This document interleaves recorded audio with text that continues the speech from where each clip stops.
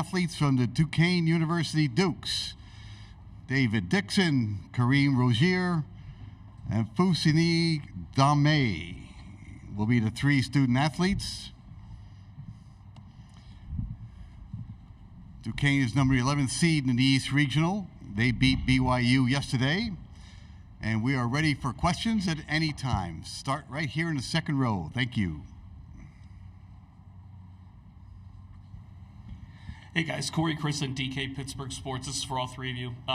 Just how do you process the emotion from a win like yesterday? And what were these last, 12 or so hours like for you in preparing for a team like Illinois?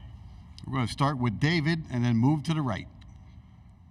It's unbelievable. I ain't gonna lie to you. It's unbelievable that we were in this tournament. It's unbelievable that we've made history. And as we prepare for Illinois, we know they're a really good team. We're gonna try and slow them down. We're gonna play the game that we know how to play and not change on anything like that. It's been great, man. I mean, Coach said it best. I mean, we got 2 hours to enjoy it, then we back to work, and that's what it was. I'm really excited, and I think we have a good chance of beating them as long as we play our game. I mean, it's March Madness, so every victory is enjoyable. And like Karim said, after the 2 hour after the game, that's it. We're just getting prepared for the next one. Down the left-hand side, gentlemen. Tim Benz from Duquesne Radio and Trib Live. Kareem, I'll start with you on this one. If either the forwards want to jump in as well, but start with the backcourt perspective. You just played a team that likes to play in the 80s. They averaged 81 points per game. This team averages 84. How do they like to get there? How is it at all similar? How are they different from what you just played against BYU? I would say the similarities are they want to get it by shooting a lot of threes. The difference between these 2 teams is that Illinois like to run. Like, they like to get it in transition, and we have prepared ourselves for their transition offense. I think if we can stop them in transition, we'll be in pretty good shape. And keeping the game down in the low 60s, that's what we do. David, you want to comment on that as well? I mean, Kareem said it best, got to put our Dukes up in guard, keep them below 60. Right here in the aisle. Matt Stevens, Illini guys. This is for Drame. There was a lot of news about BYU's center. Observing Ramadan. You are one of 3 players, including your twin brother, that are doing that and doing the fasting. I'm just curious if you could go through your process throughout this whole month and what it's been like for you to prepare for games while doing that. I mean, Ramadan itself is the holiest month in Islam, and fasting is just feel different. It activates this type of energy within yourself. People that are fasting can witness it themselves. It is just a unique energy that you just feel different. Rebecca, go ahead. Rebecca Joswiak, Duquesne Student TV. At the end of the regular season, Day Grant gifted you guys custom Duquesne chains. What does that mean to you guys, and how does that gift reflect on who Day is as a person overall? Fusini, you start off with this, or go to Kareem next. It is funny. Like, me and my brother was talking about, we've been in 3 different locker rooms, starting with St. Peter University, going to La Salle. What Day did as one of the team leading scorer, like, he had a success. He didn't forget about his brother. That says a lot about him individually, and that is just unique, something that you will never be able to see at that age. Success came. He only didn't think about himself. He think about everybody, including even the manager, the coaches, everybody in the locker room. Just piggybacking off what he said, it just shows how good of character he is, making sure everybody in the staff and managers, everyone got one.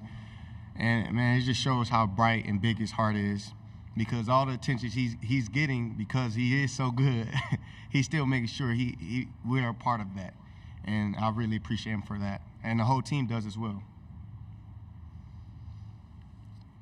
Right here in the center.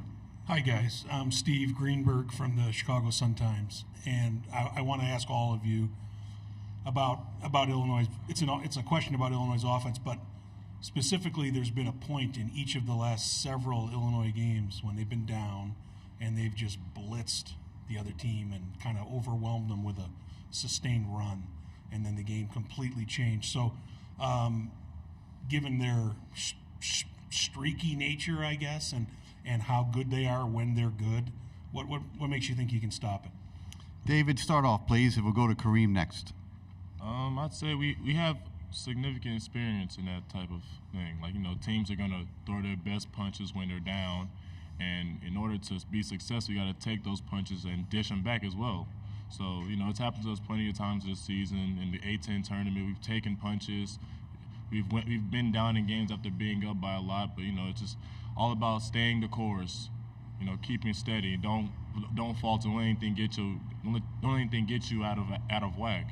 So if we do that, play the game we know how to play, we'll be fine. Agree with Dave. I mean, we've been doing a very good job of not getting too high, not getting too low, just staying steady pace. In the tournament, like he said before, is March, and we know we're going to get everybody's best shot. But we have come so far to where now we're able to take shots, take blows from teams, and recover. With all the great leadership from the older guys and myself, I think that we'll be able to recover from whatever shots that they throw at us. This is for Kareem. Shannon, one of the more prolific scorers in all of college basketball. You talked about the key to stopping Illinois is getting out in transition and being able to run the floor. What does Shannon do so well, not just in transition, but also on and off the ball once they get into the half-court set? He's a great one-on-one scorer. I mean, he can score at all three levels, but mainly him getting downhill in transition, he's very dangerous. I think that getting him in the half-court will help us because we're such a great half-court defensive team. Right-hand side, gentlemen. Sam McEwen from the Omaha World Herald. I'm sure you've been asked this many times, but when you guys went through that 5-game losing streak, how did you rally out of it? And how low did it get in the locker room when you're losing those 5 after the calendar turns to January, and how did you get out of that rut? Fusini start off, and we'll go to David next. I mean, as they always say, you would rather go to your tough time in the beginning than March. There is a lot of people that had very good success in the beginning of their season. It's just that show how good of coaching style we have, and then how strong they believe in the player and the player believe in themselves during those tough times. During the 5-game losing streak, me personally, it was very low. It was a very low point for me. I was worried about if we're going to even succeed, even make it far into the tournament. But, piggybacking off of what Fusini said, we have a great coaching staff that helped lifted everybody's spirits. We're all really good with each other. We love each other. We're a brotherhood. This whole team's a brotherhood. So, whatever we got going on, the coaches know about it. They're here to support us, and we supported each other. And, thank God we got out of that rut. We started winning games that next time. And, look where it's brought us. We're in the tournament. We are halfway through this session. We have a question here and then one here. For Fusini, I wanted to ask about somebody who's 40 years older than you or so. So I don't know how much you know about him, but a lot of us learned about Ramadan and basketball, how it intersects from Akeem Olajuwon a long time ago. Did he set sort of a standard for doing that, for honoring that, for the importance of it and all that, that you're aware of? Is that something that you've learned about? Yeah, definitely. People like him that's setting a bar to show like kids like us that you can still practice your faith and still be at the bigger stage. Not only him, like current player like Kyrie Irving, that practicing the thing is something that we look up to right now, and we always telling ourselves that it is possible. Rebecca, again. This is for Dave. What are your thoughts on the potential matchup with Dane Danger tomorrow? I look forward to it. He's a really good player. I was watching the game against Morehead State. He's really strong, and that's a big challenge for me. And I know I'm ready for it. I've practiced so long. I've been through a lot, and I fear no man.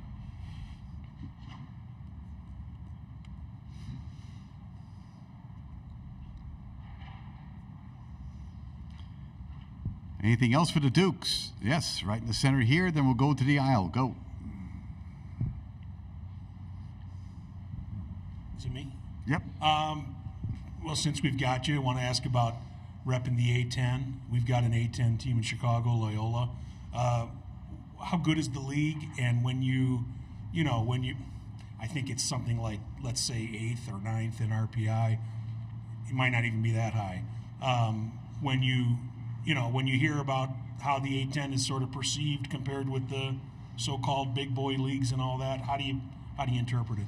Kareem, start us off. We'll go to David next. I'm going to be honest. I think the A10 is up there with every other league. I mean, it's stacked with great players, great coaching staff, great coaches. And I feel that we can compete with any team. If you have to choose any team out the A10, it's always competitive. It's a very competitive league. And it feels great to be able to represent the A10 right now and actually win games like we're doing and hopefully keep making them proud, because that's our goal, to continue to put the A10 on the map and Duquesne on the map. Yeah, in my opinion, A10 is one of the best leagues. I really think it's up there, maybe even better than some of the big boy leagues out there. It's a very competitive league. Anybody can win it. Like, we weren't even up there in the league. We was like maybe sixth. Low. Lower? Low. Yeah, lower than that. So anybody can win it in our league. We have great players, great coaches, and I'm proud to be a part of this. I'm proud to be able to show that we can show that we can play ball with the big boys. David, when you look at Domask for Illinois, number 3, triple-double in his last game. He's had at least 8 assists in his last 3 games. What makes him so versatile, and what's the key to stopping him defensively in your eyes? I think he's a do-it-all type of guy. He's a glue guy to the team. He's what holds the team together.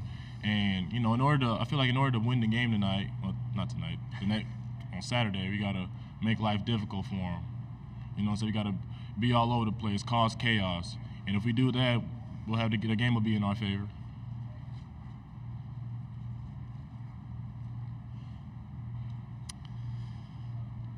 Anything else for the Dukes? All right, they will play Illinois tomorrow at 5:10, the first game of 2 games in this building. Gentlemen, thank you very much for your time today. Good luck tomorrow. Thank you. Thank you.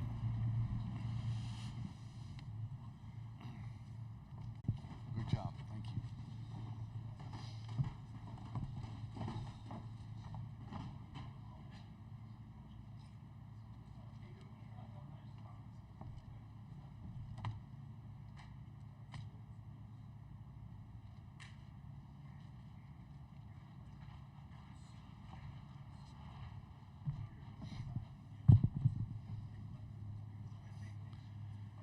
Head coach is scheduled at 1:55.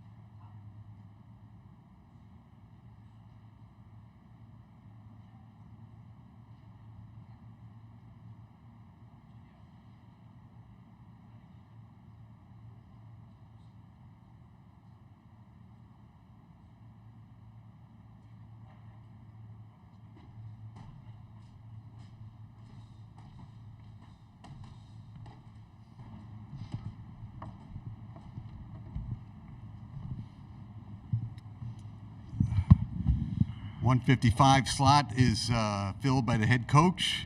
As mentioned, they'll play Illinois tomorrow at 5:10, first game of the doubleheader. We're going to ask Keith to start off with a statement on his team about the big win yesterday, and then we'll go to questions. Keith, please. Well, we're excited for the opportunity to play Illinois, which is a great program in the Big Ten. Obviously very familiar with the Big Ten, being a Midwest guy growing up in Akron, Ohio. Great coach, strong ties with him, good friends with Bob Huggins, who he obviously worked for. And so we're looking forward to the opportunity. Thank you. Questions start right here on the aisle, and then we'll go here on the aisle first. Jeremy Warner, 24/7 Sports. Keith, what are the challenges that Illinois provides you compared to the team you played yesterday? A little different team than the team we played. We went from the 10th best offensive team in the country to the second best offensive team in the country. We're appreciative of that. Terrence Shannon is a big challenge. Reminds me of LeBron in the open court. Thankfully, not quite as good as LeBron, but pretty good. Back down point guard, which is a little different nowadays. More isolation plays. Big guys playing well. Pretty good shooting team. Obviously, a high-scoring team. So, similar type of game plan for us. We just can't allow the game to get up into the 90s and 80s. We just have to grind it out. Keith, Tim Benz from Duquesne Radio and Trib Live in Pittsburgh. This is actually a piggyback on top of that question, but when it comes to your propensity and desire to sort of play mud balls you've talked about before, how do you avoid Illinois speeding you up, and are they more prone to do so than what you saw from BYU? Well, I don't think it's a typical Brad Underwood type of defensive team. I think they're very good defensively, but they're not a team that gets kind of pressures you like the old Bob Huggins and the Frank Martin teams that he's had before. They're more of a position defensive team, and they're big around the rim and they make good plays around the rim. But they're a good defensive team, but they're not a team that takes you out of the things that you try to do. Right here in the center. Good afternoon, Keith. I'm Steve Greenberg from the Chicago Sun-Times. You've been around a little bit. You'd probably agree. You've seen a lot of really good college teams. This Illinois team, with its sort of positionlessness and length and these explosive runs they've had in a bunch of games in a row, does it remind you of a team you've either played against or just observed this time of year? You know what? I just try to. First off, I have been around a long time. You had to remind me of that, huh? Thanks. I look that old, really? Okay, so, this time of year, I really don't concentrate on who they remind me of or things like that. I just try to get prepared for the game. Clearly, they have a good team. They play in a great league. They have a great coach. They have great players. But with that being said, we're certainly good enough to compete with them, and we're good enough to win the game. If we do the things that we need to do to win. I think we surprised BYU a little bit with our toughness. I think we surprised them with our defensive intensity. I don't think they played a game that low scoring most of the year. And so, hopefully we can surprise Illinois a little bit as well. Right here in the front, Rebecca, go. Keith, Rebecca Joswiak with Duquesne Student TV. Hassan Drame has taken more of a backseat role this season, stepping more into a leadership mentor role, not playing as many minutes. How has Hassan's guidance contributed to how the team has been playing and just the overall chemistry of the team? Well, in fairness to Hassan, he had a bad knee most of the year. He's been in a lot of big games, made it all the way to the Elite Eight from St. Peter's, which was one of the most remarkable feats probably in college basketball history in a lot of ways. But both those Drames are complete competitors, tough, hard-nosed guys, very bright, good brains, very intelligent, and well-respected amongst our team. So he's done an unbelievable job adapting and almost becoming a student coach for us. Far right-hand side, Coach, thank you. Sam McEwen from the Omaha World Herald. I'm sure you've been asked this 100 times. It's okay. You had a 5-game losing streak to start the year, the calendar year. How'd you get them out of that rut? Like, what did you have to do anything, or did you rely on the team? What techniques did you use to get them out of that spot? Well, I didn't think we played all that poorly during that 5-game stretch, although it may appear so. We started the season at UMass, and they were better than what people expected, and they have a coach who's been to the Final Four, tough guy. We went to Loyola Chicago, and people didn't think they were very good, but they ended up winning our league or tying for the. And then we played Dayton at home, who's in the top 25, and then we played Richmond, who ended up tying for the league, who people didn't think were very good, and then we had to go to St. Joe's, who played in the NIT, and we lost at the buzzer. So the biggest thing is straight character, and I think the reason we've done so well as of late is because we lost those games in early January. And I think a lot of people quit on us, and really all we had was ourselves. And we had good enough talent that if we got it right and we found the right things for our guys, that we were capable of winning. And we've shown that. I think we've won 9 games in a row, maybe 10 out of 11. In the Atlantic 10, that's hard to do, whether you're in the Big Ten, the Pac-12 or the ACC. If you win 9 games in a row in your league, relatively speaking, you're playing good basketball. Back to the center. Thank you. I have 2 questions. Can I keep it for a follow-up? Okay. First, I want to know why now, as far as retiring, and about your emotions. I've heard you sort of joke about how the guys don't want to let you go, but you must be experiencing conflicting emotions right now that you're trying to keep in order because you're trying to win. What are you feeling, and how hard is it? Well, to answer your first question, why now? Just felt like it was the right time.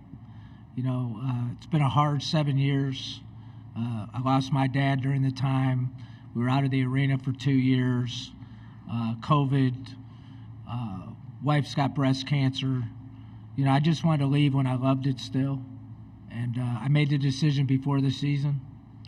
So that's really the reason why now. What was the second question? Just about what you're the feeling, emotions? what's going on inside. I've been through this before. I lost my dad during the season, right before the season. My first state championship at St. Vincent St. Mary in Akron. I lost my mom during the regional semifinals and had to coach the finals and the semifinals and then the championship game. So I've been able to compartmentalize and really just focus on my job and my family. And so I have some emotional times, but I also have some good, relaxed times. I feel like it's the most relaxed I've ever coached. I think once you get to this point and you're not going to coach anymore, you just go out there and prepare them and, know that you've done a good job with the guys and you care about winning and just play. So I haven't let much bother me. I think it's helped me. And the other question is about Underwood. You mentioned your ties. What are they? Well, again, I followed Bob Huggins at Akron, and Bob helped me get almost every job that I've ever gotten throughout my career. And Brad's really a disciple of Bob Huggins. So, we've known each other because of that.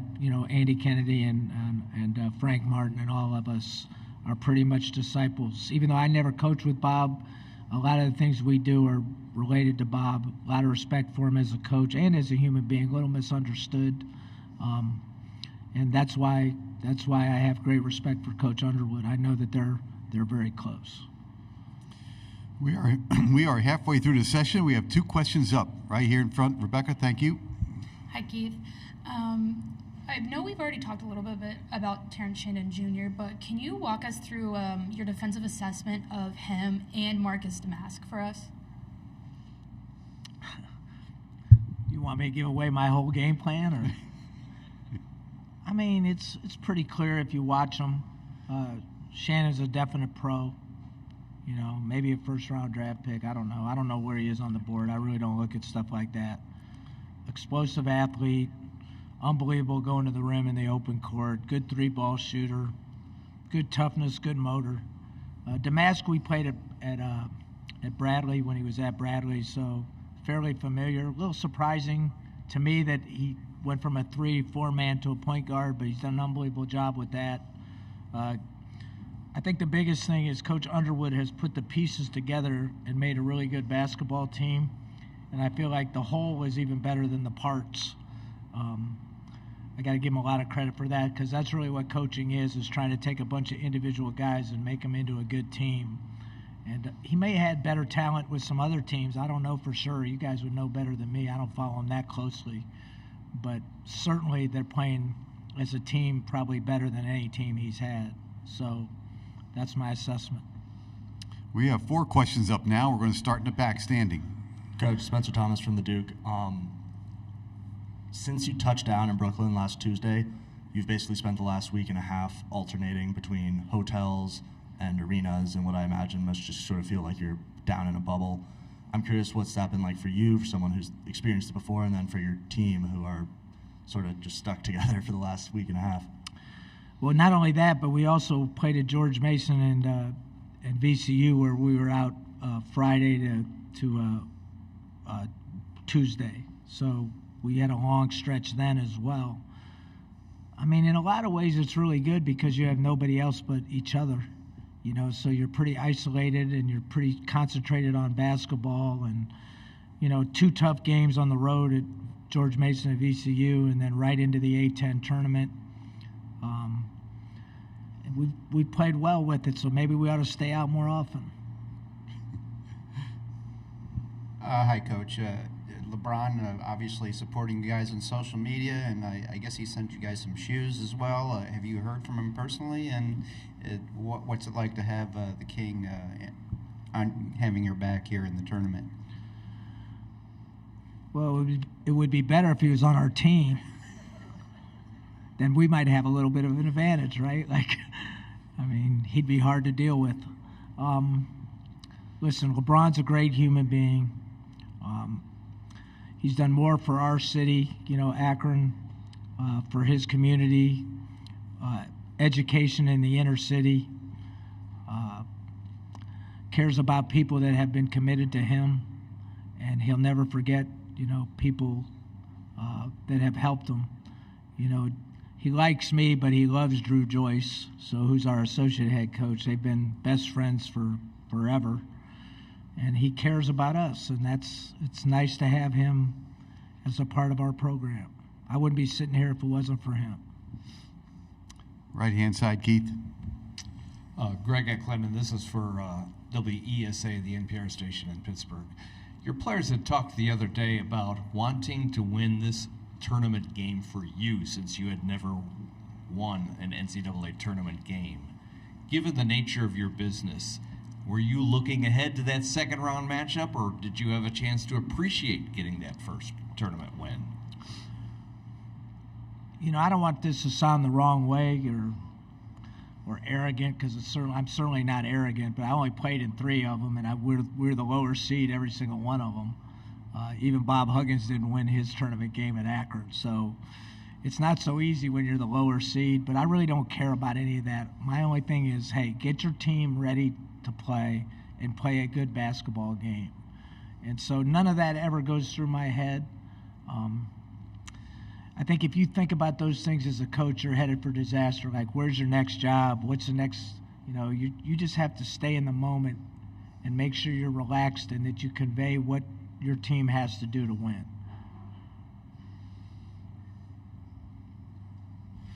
Hey Keith, Jack Morgan for DSTV. And my question was, Jimmy Clark seemed like he's kind of been in a rut shooting-wise. He did shoot 2 of 17 that game against VCU, and really only 4 of 12 and 0 of 3 from the three-point line against BYU. Have you given him any advice, or have you just kind of let him go and kind of let him gain that confidence back himself? Well, did you see the 4 or 5 previous games? Like, you have to be foolish to talk about. I mean, guys go through that all the time. Even, we're in Creighton's arena. Even Kyle Korver probably went through that, right? One of the greatest shooters of all time. So I'm not worried about Jimmy Clark. He's the least of my worries. He'll show up, and regardless of what he shot, his team won. And so I'm not worried. He made 2 big plays at the end of last night's game, and that's all you can ask of a guy. He tries hard every single play. He'll put the ball in the basket. 5 minutes to go. 3 questions are up. Go, please. Hi, Keith. Joey Wagner with 24/7 Sports. You mentioned Illinois playing as a whole better than their parts. And parts are a couple all-league guys. So what is it about the whole that you've observed is connecting so well for them right now? Well, they share the ball. I think that's the first thing that jumps out at you. They've got a lot of complementary parts that fit well together. And then they have the one great player. But I think they got a lot of guys that are more talented than probably they get credit for, like Hawkins, for instance. You don't hear a lot about him, but he does a lot of good things. They have a deep bench that you probably don't hear too much about because, the main guys get most of the – but I do think the biggest thing that has made them better is the big guys played better, and he's played more, which gives them a legitimate chance to win the national championship. I think without him, they would have very little chance to win the national championship. You have to have somebody dominating that can score the ball inside at times. Otherwise, you're relying on just slashing to the rim and jump shooting. So he gives them an opportunity to be better, and you can see Coach playing him more and more and more and more. Coach Corey Christen, DK Pittsburgh Sports. Kareem talked about how last night after the win, you guys took a couple hours to enjoy it before moving on and focusing on Illinois. From a coaching standpoint, how do you shift the players' focus when emotions are so high and you have to kind of get them back on track to get ready for another opportunity like this? I mean, you have to be ignorant if you can't get focused, right? Like, that game's over. You got to get to the next one. And these guys are bright guys. We have some competitive guys in the room. I'm not worried about it at all. More than being focused, I just want them to be relaxed. I think that's more important. The focus will be there. You're playing in the biggest stage in college basketball. So, they're not going to have any trouble with focus. It's going to be, hey, can I relax enough to play a good game? Keith, yeah, I'm not sure this is completely fair because I asked you why you're leaving and you didn't mention this as part of it. But what's your disposition toward the changes in the game and the sport and how fast it's moving? You know what I'm referring to, NIL and all that and portal. And are you glad to not be swimming in it anymore after this? It's a fair question. It's really like a question that we need to answer. So I don't love everything about what I see in college basketball, but there are some things I like. I mean, I think the players deserve to be paid. I don't know if there's a better system than this. I'm sure there is. The thing I don't like, I try to treat my players like I would my own son who's a professional athlete. I don't like the fact that guys can just quit so quickly. I don't think that really teaches them much. I think it teaches them to quit. And some guys should leave, but other guys shouldn't.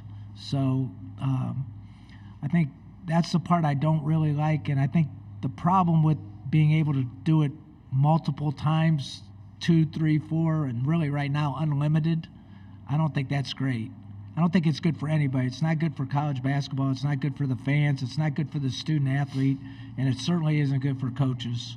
I like the fact that they make money. I wish there was a way to, I'm a former financial advisor, so I wish there was a way to put it in a trust and so they understand that, this is money that needs to be used in the future to help their lives and not spend it all. As we all know, adults don't do a very good job with money. Young people certainly aren't going to do a very good job with money. So I wish the system was a little bit better for them in that regard. So yeah, I don't love everything about it, and I think it's first and foremost, it's not great for the student athlete in all regards. And we are out of time. Keith, All right. Thank you very much for your time, and best of luck tomorrow. Thank you, mate. Thank you. Dukes and Fighting Illini at 5:10.